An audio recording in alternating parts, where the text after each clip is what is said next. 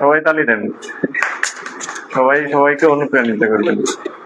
তো আপনি অলরেডি আল্লাহর মতো একটা চাকরি করছেন এবং এর পাশাপাশি পড়াশোনা চালিয়ে যাচ্ছেন। এখন যারা নতুন চাকরি প্রত্যাশী আছে তাদের কি করণীয় বা তারা কিভাবে প্রস্তুতি নিতে পারে?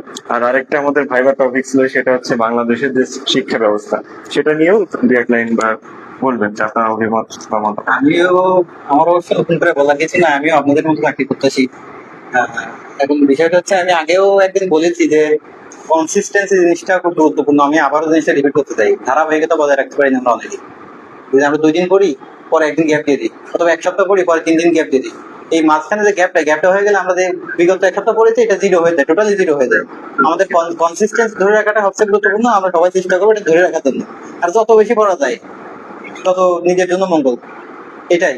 আর অবশ্যই শিক্ষা ব্যবস্থা সম্পর্কে আমি ক্ষুদ্র মানুষ হিসেবে আমার তেমন বলার কিছু নাই, আমার প্রিপারেশনও তেমন নাই।